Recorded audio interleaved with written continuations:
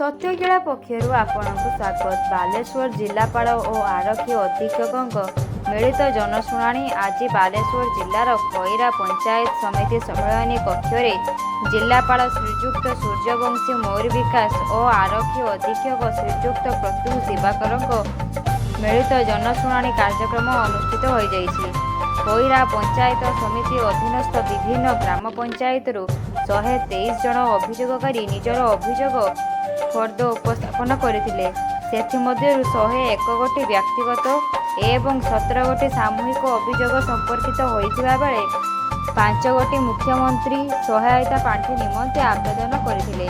एही मिलित जनशुणाणी कार्यक्रम रे 16 गोटी अभियोगर तत्काल समाधान करा जायतिला। एही कार्यक्रम रे अतिरिक्त जिलापाल राजस्व श्रीजुक्त हेमंत सिंह, कार्यनिर्वाही अधिकारी जिला परिषद संजय कुमार राउत, मुख्य जिला चिकित्सा अधिकारी डॉक्टर प्रभात कुमार बेहेरा समेत जिलार विभिन्न विभागीय पदाधिकारी माने उपस्थित थिले। परिशेष जिलापाल महोदय स्थानीय अंचल किछि दिव्यांग लोकमानंकु व्हील चेयर बंटन करथिले। व्हील चेयर पाइथिबा दिव्यांग लोकमाने जिला प्रशासन को साधुवाद जणाइछन्ति। धन्यवाद।